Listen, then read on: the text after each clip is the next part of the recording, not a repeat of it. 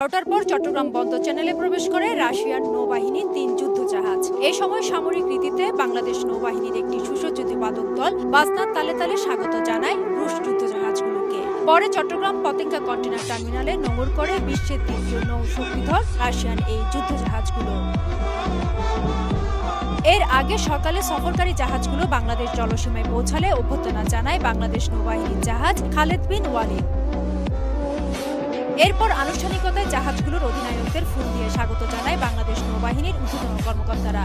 দেশে অবস্থানকালে রাশিয়ান জাহাজগুলোর অধিনায়করা চট্টগ্রাম নৌ অঞ্চলের কমান্ডার ও চট্টগ্রাম বন্দর চেয়ারম্যানের সঙ্গে সৌজন্য সাক্ষাৎ, নৌঘাটি সহ যুদ্ধজাহাজ পরিদর্শন করবেন। এই সফর দুদেশের নৌবাহিনীর কর্মকর্তা ও নাবিকদের পেশাগত মতবিনিময়, ভবিষ্যৎ প্রশিক্ষণ ও পারস্পরিক সহযোগিতার সুযোগ সৃষ্টির পাশাপাশি দ্বিপাক্ষিক সম্পর্ককে আরও জোরদার করবে বলে আশাবাদ সংশ্লিষ্টদের। সফর শেষে আগামী ১৬ এপ্রিল